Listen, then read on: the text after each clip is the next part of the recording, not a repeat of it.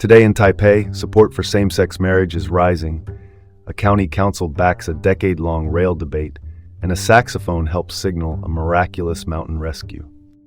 I'm Dean Bark. Welcome to the City Report with Dean Bark, here in Taipei. Let's start with this.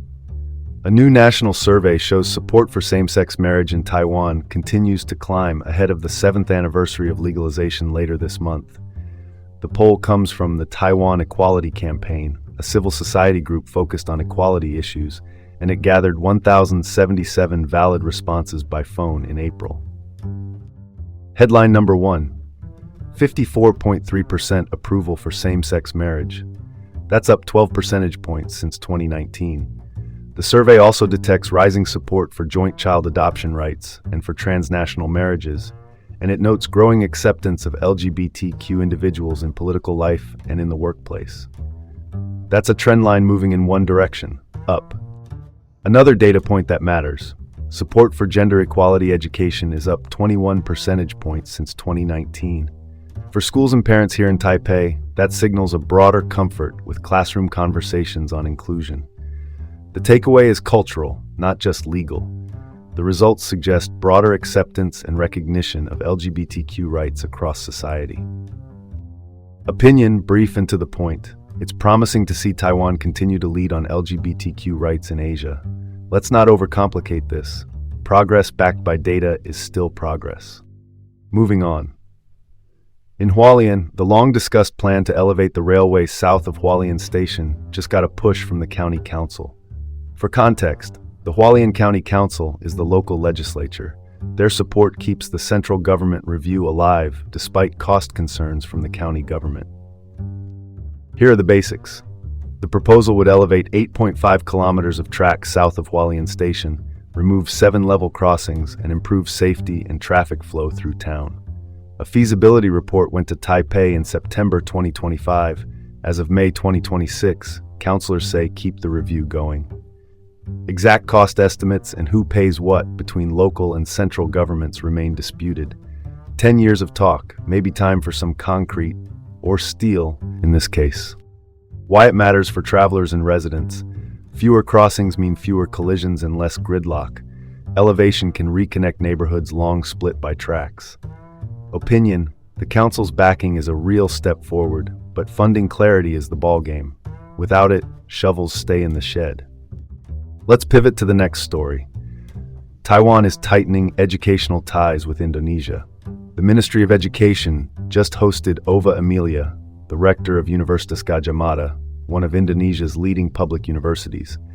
She met representatives from 10 Taiwanese universities during an early May visit to discuss student and teacher exchanges, plus potential joint graduate programs. Numbers to keep in mind. Taiwan registered 18,740 students from Indonesia in 2025, making us the second largest destination for Indonesian students after Vietnam.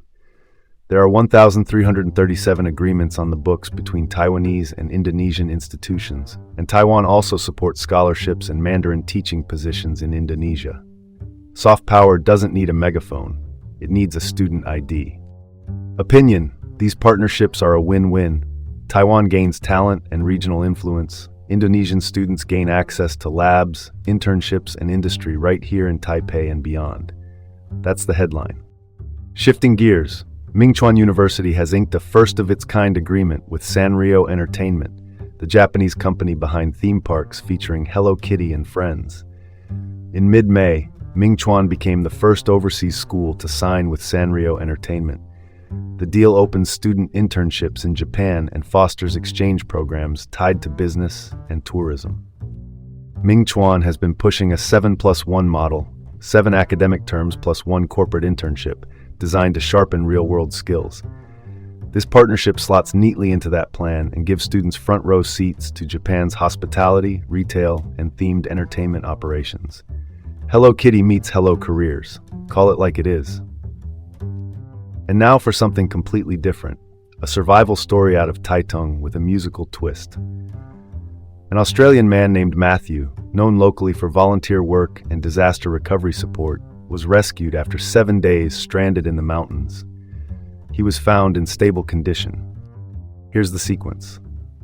Matthew set out hiking solo in the coastal mountain range. Weather and terrain turned against him. He sheltered in a cave to avoid hypothermia, collected rainwater from a valley, and unusually, played his saxophone to help rescuers triangulate his position. His pastor, Cao Young-shu, describes him as physically fit and fiercely independent. Rescue teams used drones and ground crews to cut through the search area's rough landscape.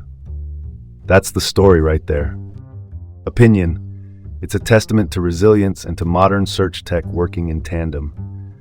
And yes, a saxophone did the signaling. For the rest of us, a whistle is lighter in the day pack. And that's your report for today from the City Report with Dean Bark in Taipei.